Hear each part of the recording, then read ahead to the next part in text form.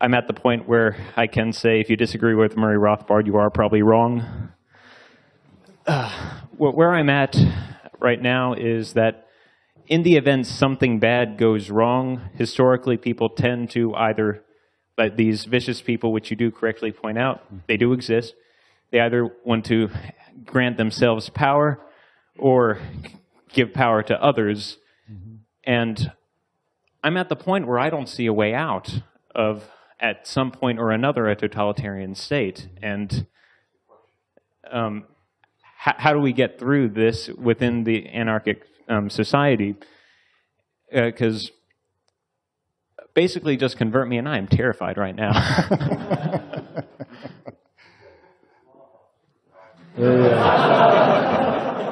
In case you didn't hear the question, it's how do we get from here to there?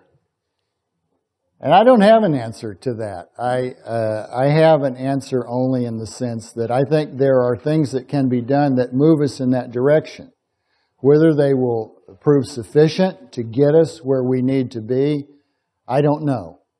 But I have no doubt whatsoever of the direction in which we need to move. We are, in this country, in my view, closer to complete totalitarianism than we have ever been before.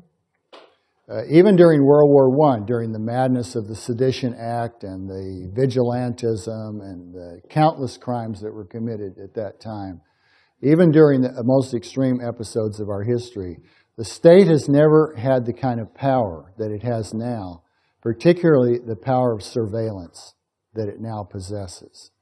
By virtue of the kind of technology we use for communication and by virtue of the state's measures, which we now know basically scoop up everything we say to one another, every transaction we make in the economy, a host of things we do, including where we are at every moment of the day and night. This kind of information has never been available to the state ever, anywhere in history. People have always had certain options of hiding, of running away, of escaping. And those options are being closed off by the kind of power the state's information control now gives it. So, like you, I'm terrified.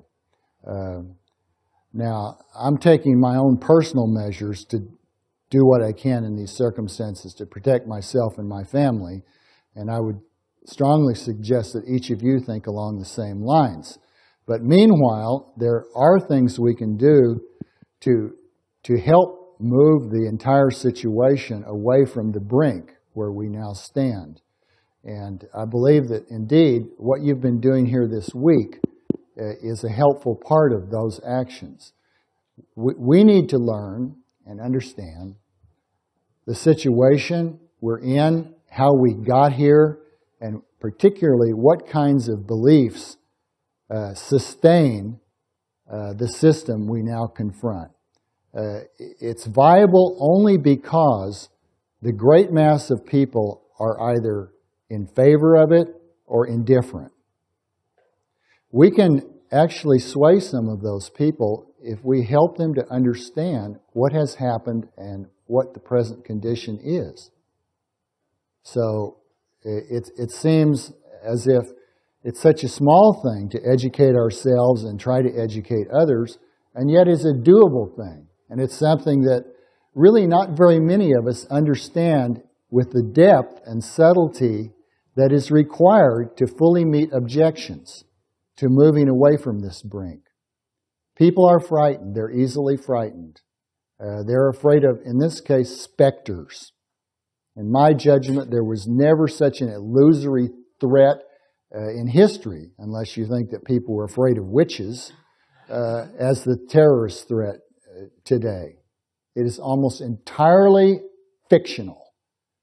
The chances that a terrorist will hurt you or me are so tiny that they will hurt anybody in this country are so tiny that it is virtually idiotic to worry about them, much less to pour hundreds of billions of dollars into dealing with them.